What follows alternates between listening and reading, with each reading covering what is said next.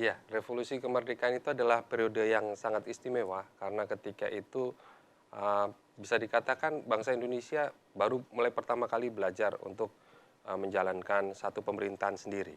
Dan karena itu kemudian banyak peran yang sebetulnya bisa diisi oleh para pemuda ketika itu.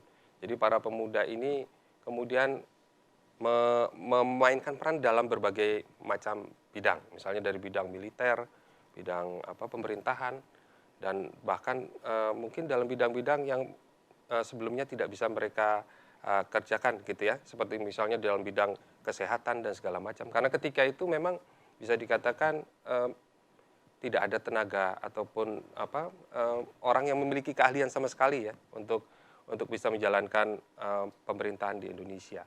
Jadi mungkin yang selama ini kita ketahui, para pemuda itu kebanyakan mungkin terlibat di dalam perjuangan fisik gitu ya.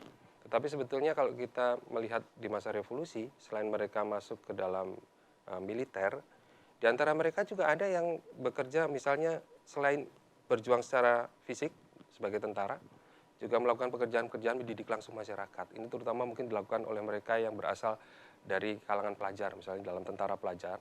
Itu mungkin yang mungkin kurang terangkat ya dari aspek apa yang terjadi di masa revolusi. Jadi selain melakukan perjuangan fisik, mereka juga mendidik masyarakat sebetulnya di tempat mereka bertugas. Dan masih banyak lagi bidang-bidang yang lain, di bidang seni rupa, di bidang jurnalisme, pers, dan segala macam. Hampir semuanya itu diisi oleh para pemuda.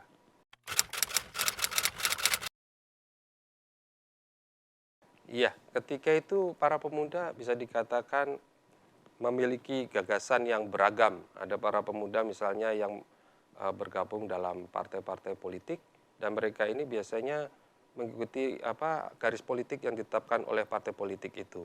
Kita mengenal misalnya ketika kita baru merdeka, itu ada maklumat Presiden nomor 10 yang mengatakan bahwa pemerintah mendukung untuk pendirian partai-partai di Indonesia. Dan ketika itulah berdiri berbagai macam partai yang kebanyakan motor penggeraknya itu adalah justru para pemuda ini.